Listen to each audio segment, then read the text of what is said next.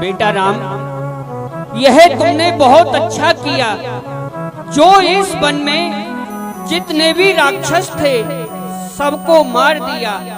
बेटा, जनकपुरी से महाराज विधेयराज का एक सेवक आया था। महाराज अपनी पुत्री का स्वयंवर कर रहे हैं। यदि तुम्हारी इच्छा हो तो मैं तुम्हें तुम्हारे पिताजी के पास छोड़ आता हूँ, और यदि तुम्हारी इच्छा हो तो मेरे साथ धनुष यज्ञ का मेला देखने के लिए चलिए। गुरुदेव, हम भी आपके साथ धनुष यज्ञ का मेला देखने के लिए ही चलेंगे। क्या कहा बेटा, तुम मेरे साथ धनुष यज्ञ का मेला देखने चलोगे? जी गुरुदेव। तो चलो बेटा। धनुष यज्ञ सुन रघुकुल नाथ, हरस चले मुनि वर के साथ। हरस चले मुनि वर के साथ। आश्रम एक दिख मग माही। आश्रम एक दिख मग माही। ठग मृग जीव जंतु तानाई। खग मृग जीव जंतु तानाई।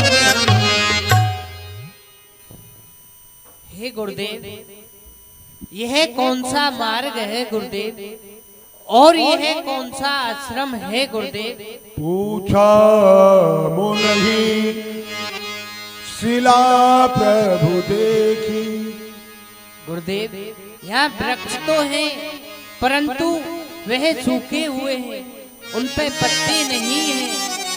यह कौन सा आश्रम है गुरुदेव, और ये मानव की आकृति में शिला, ये सब क्या है गुरुदेव? आप कृपा करके हमें बताएं। सकल कथा मुनि कहा से। राम, तुम सत्य कह रहे हो। मैं तुम्हें बताता हूँ, यह गौतम ऋषि का आश्रम है। गौतम नारी साप बस उपल धर धीर। चरण कमल रज चाहती। कृपा करो रघुवीर। और राम, जो तुम देख रहे हो ये मनुष्य की आकृति में शिला है। यह गौतम की पत्नी अहिल्या है। यह अपने पति के श्राप से शिला बनी हुई है। बेटा, मैं तुम्हें अपने तप के प्रभाव से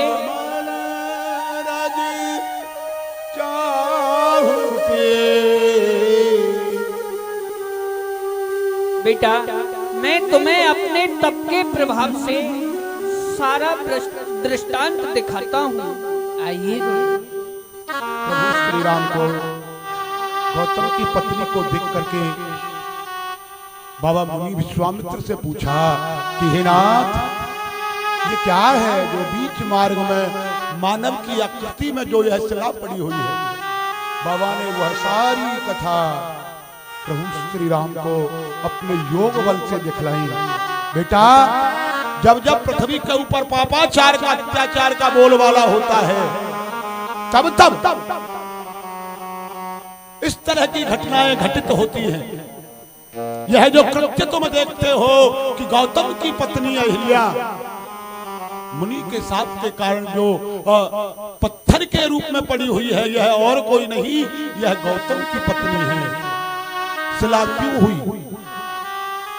इसके साथ में छल हुआ, और छल करने वाला कौन? देवराज इंद्र अपने योग बल से सारे दृश्य को दिखलाया। आइए दर्शन करते हैं। महाराज देवराज का दरबार लगा हुआ है, दरबार सजा हुआ है। हे प्रभु मुझे बता दो।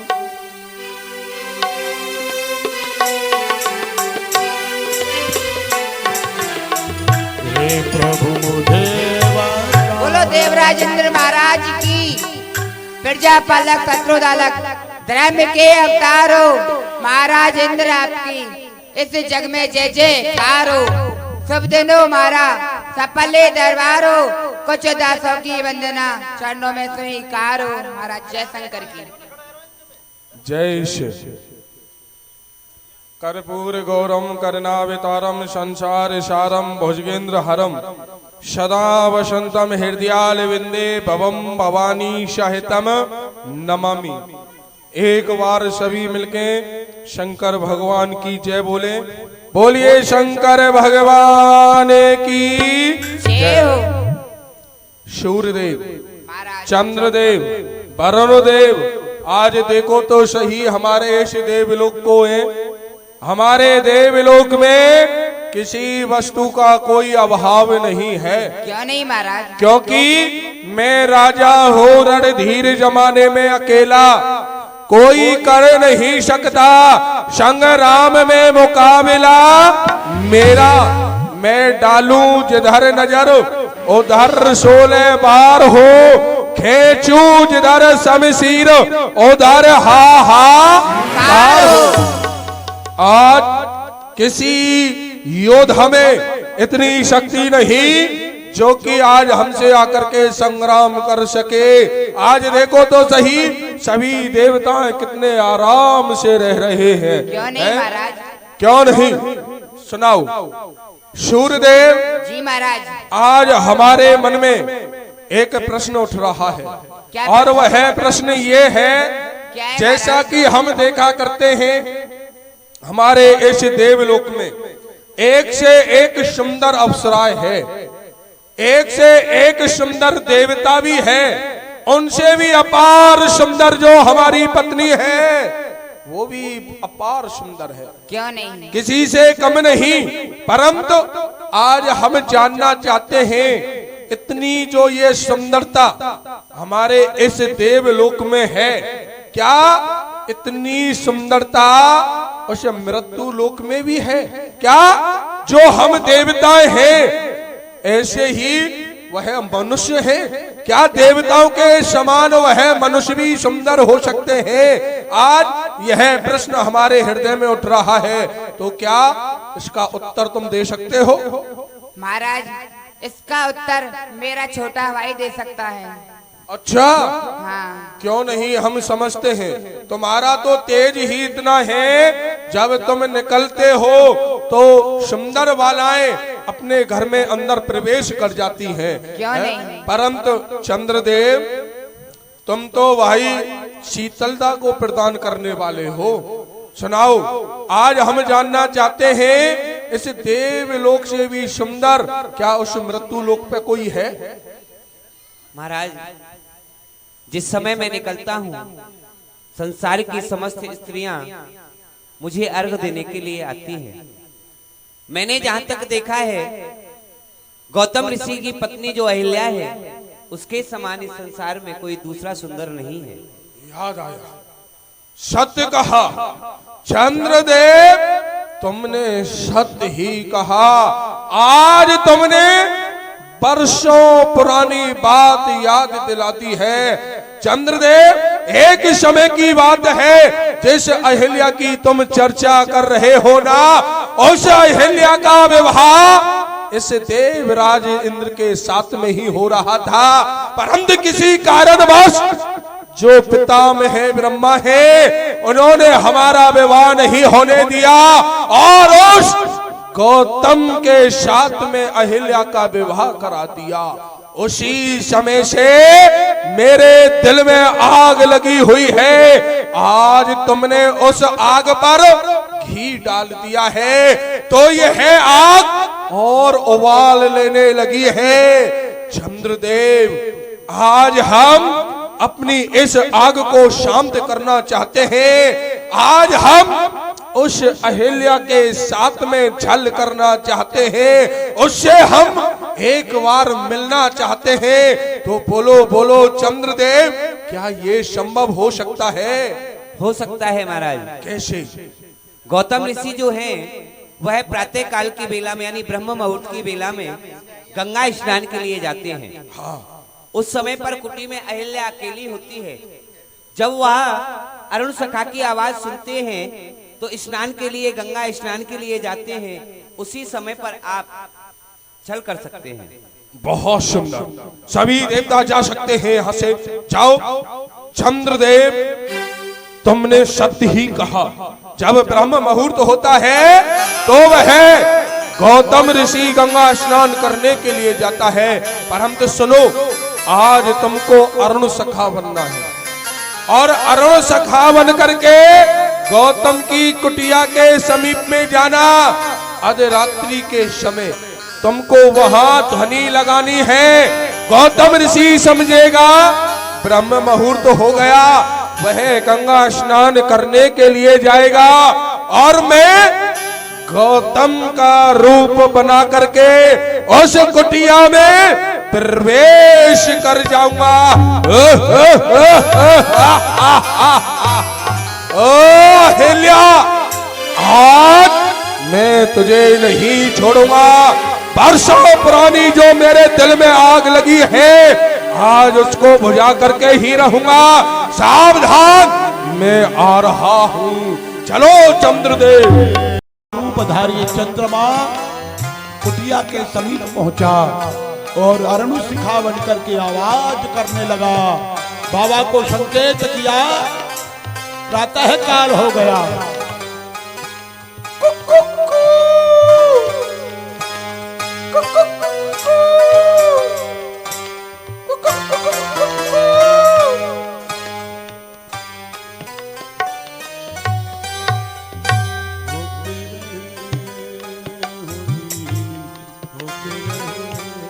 ये क्या प्रातः काल की बेला? अरुण शिखा न जाने कब से अपनी ध्वनि कर रहा है और गौतम तुम सोते ही रहे।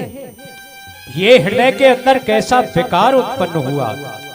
यदि एक निश्चय पर पाने वाला पाया गया तो अरुण शिखा पक्षी ही ऐसा है, ये निश्चय समय से ही बांध देता है। प्रिय अहिल्ये, होके रहे रे होनी, स्वामी प्रणाम। प्रसन्न रहो। प्रिय, प्रातः काल की बेला है। अरुण शिखा अपने निश्चय समय से बांध दे रहा है। लाओ हमारा मृगचर्म, कमंडल, पूजा की पुस्तकें हमें दो। हम मां गंगा का स्नान करने जा रहे हैं। जो आज्ञा स्वामी। वास्तव में संसार का प्राणी अपने समय से विचलित हो जाता है, लेकिन ये अरुण शिखा ये कभी अपने समय से विचलित नहीं होता। इको कम, ये कभी अपने समय से विचलित नहीं होता। ये हम मानव जाति को चेतावनी देता है, कभी अपने समय से विचलित नहीं होना चाहिए। ये शिक्षा लो तो अरुण शिखा मुर्गा से लो। लाओ गंगे स्नान करना और भगवान की पूजा के लिए बेटी अंजना से कह देना वो भी स्नान करके पूजा के लिए पुष्प चुन करके लिए आए। कुटी का द्वार बंद कर रखो। हर हर गंगे,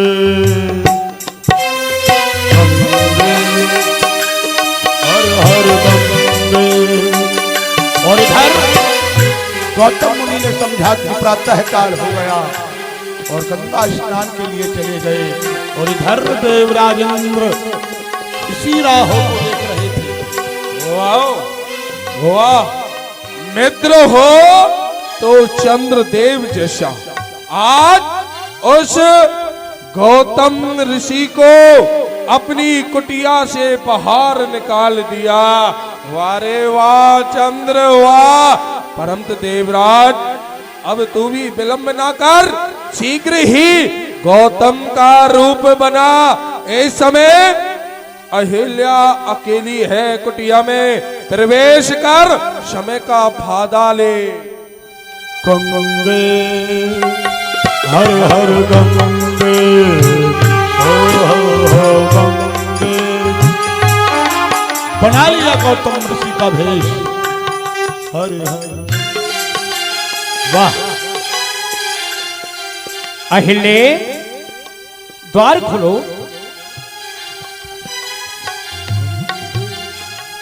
स्वामी, अभी तो आप गंगा स्नान के लिए गए थे। हाँ प्रिय, मैं गंगा स्नान के लिए गया, लेकिन अनायास मेरे सर में कुछ पीड़ा होने लगी।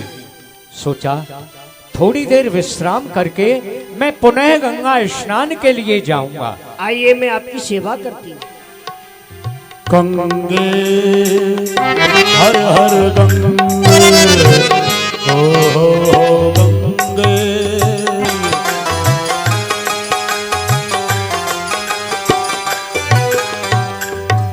भागीरथ के उत्कट तप से पृथ्वी पे गंगा आई। ऋषियों ने मुनियों ने मैया महिमा तेरी गाई। हे माँ गंगे, कितना सौम्य स्वरूप है आपका।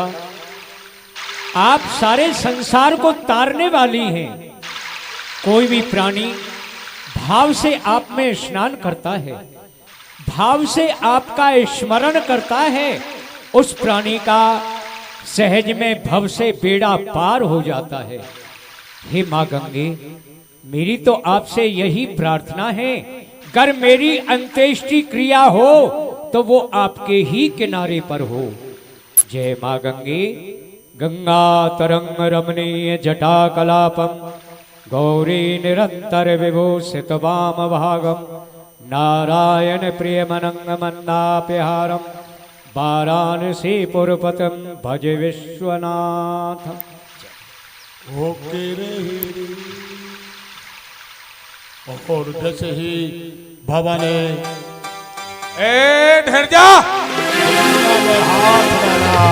कौन है रे पापी, जो कि तू इस समय मुझे सताने के लिए आया है? शीघ्रता से बतला कौन है? माँ, क्या आप मुझे नहीं पहचानती? माँ, मैं आपका पुत्र गौतम हूँ। माँ गौतम। क्या कहा पुत्र गौतम? हाँ माँ। परंतु बेटा, तुम तो ब्रह्म मुहूर्त में स्नान करने के लिए आया करते थे, आज रात्रि के समय बेटा क्या कारण है? क्या कहा माँ? ये प्रातः काल की बेला नहीं, रात्रि का समय। हाँ बेटा। लेकिन माँ, अरुण शिखा ने तो बांग दी थी, वो सब क्या?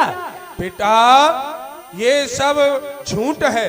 तुम अपनी कुटिया पर जाकर के देखो बेटा, तुम्हारे साथ में अवश्य ही कोई छल हो रहा है। नहीं, ये प्रातः काल नहीं, रात्रि है बेटा। गौतम, शीघ्र कुटिया पर जाओ।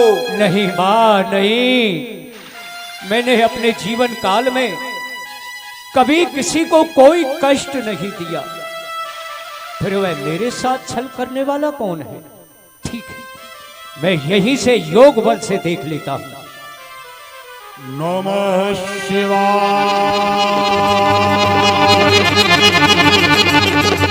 नमः शिवाय नमः शिवाय नमः। तो वो है देवताओं का राजा इंद्र, जो मेरा वेश बना करके कुटी के अंदर है। इंद्र का साथी वो चंद्र, जो अरुण शिखा बन करके मेरी कुटी के द्वार पर बैठा हुआ है। ठहर जाओ दोस्तों, मैं आ रहा हूं। तुम्हारी करनी का फल मैं तुम्हें भली प्रकार से दे दूंगा। आ रहा हूं मैं।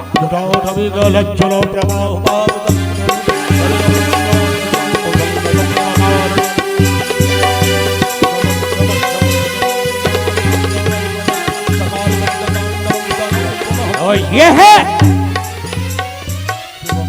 ये है इंद्र का साथी वो चंद्र। रे मूर्ख, जैसी तूने धृष्टता की उसका फल भोग। याद रख, जब तक विंध्याचल, हिमाचल, गंगा, यमुना इन सब की मर्यादा बनी रहेगी, तब तक तेरे शरीर में से ये कालमा नहीं जा सकती।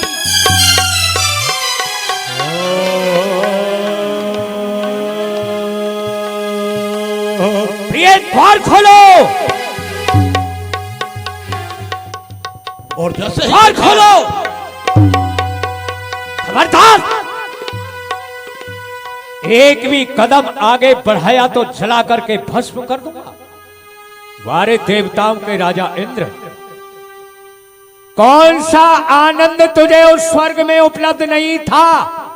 एक से एक बढ़ करके देवांगनाएं तेरे देवलोक में थी, लेकिन आज एक भारत की भव्यमाला का सतीत्व नष्ट करने में तुझे लज्जा नहीं आई? एक छिद्र से तुझे इतनी ममता हो गई जो मेरा वेश बना करके यहां कुटी के अंदर है। वारे इंद्र, वाह! तो याद रख, मैं तुझे श्राप देता हूं, तेरे शरीर में सहस्त्रों छिद्र हो जाए।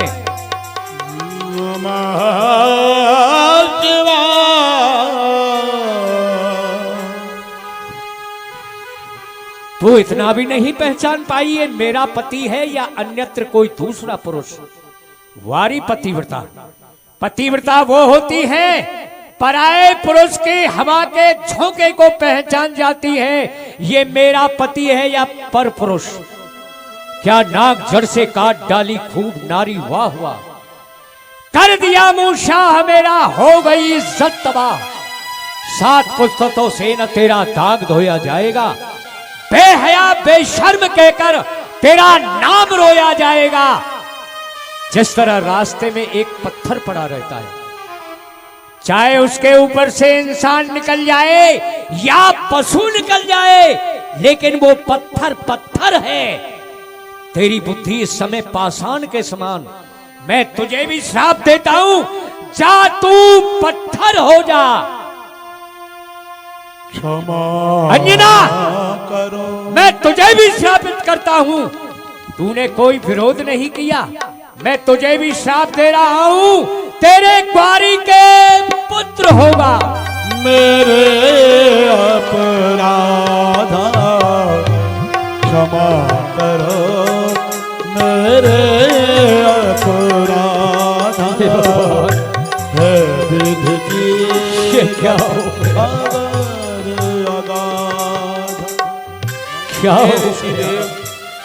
सारे जीवन का तप क्षण मात्र क्रोध करने से नष्ट हो गया। हे ऋषिराज, मैं जानता हूँ जो मैंने अपराध किया है यह क्षमा के योग्य नहीं है, फिर भी मैं आपके चरणों में यही निवेदन करूंगा मुनिराज, आपने जो श्राप दिया है वह मुझे स्वीकार है, परंतु आप मेरा उद्धार बताएं, मेरा उद्धार कब होगा, कैसे होगा प्रभु? देवराज, तेरा अपराध क्षमा करने योग्य नहीं, लेकिन तू शरण में आ गया। यदि तुझे हमने क्षमा नहीं किया तो तेरी धृष्टता में और हमारी साधुता में अंतर ही क्या रहेगा? सुन, त्रेता के चतुर्थ चरण में कमलाधिपति नारायण राम के रूप में अवतरित होंगे। मुनि विश्वामित्र की यज्ञ की रक्षा कर वो जनकपुर जाएंगे। जनकपुर में भगवान शिव के धनुष का खंडन करेंगे। धनुष खंडन की आवाज होते ही तेरे शरीर में सहस्त्रों भग ये सहस्त्र नेत्र के रूप में परिणत हो जाएंगे। जय हो। श्री राम जय राम, जय जय राम, राम। हे स्वामी, जो ये मैंने कृत्य किया है ये क्षमा करने की योग्य नहीं है, और जो आपने मुझे शाप दिया है ये भी अमिट है, मिट नहीं सकता।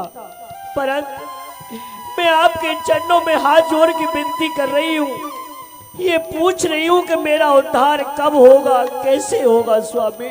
वही कमलाधिपति नारायण जिस समय जनकपुर जाएंगे इस रास्ते से ही जाएंगे। यहां तुम शिला के रूप में पड़ी रहोगी। उनके चरणों की रज जब तुम्हारे मस्तक पर लगेगी तब तुम अपने वास्तविक स्वरूप में आओगी। प्रतीक्षा करो बेटी अंजना। मैं जानता हूं कि तुम निर्दोष हो, लेकिन क्या करूं बेटी, पापी के संसर्ग से अमल आत्मा को भी कष्ट उठाना पड़ता है। मैंने क्रोध आवेश में तुझे भी श्रापित कर डाला बेटी। इस श्राप के साथ साथ मैं अपने हृदय की अंतस्थली से आशीर्वाद भी देता हूं। तुझे कुंवारी के पुत्र अवश्य होगा, लेकिन वो पुत्र कोई सामान्य पुत्र नहीं होगा। वह पुत्र ज्ञानियों में अग्रगण होगा। वह राम का अनन्य भक्त होगा, बल का निधान होगा, जिसका नाम वीर हनुमान होगा। होके रहे रे होनी, होके रहे रे, इसे झूठ न जानो, इसे झूठ न जानो, चाहे जो भी करे।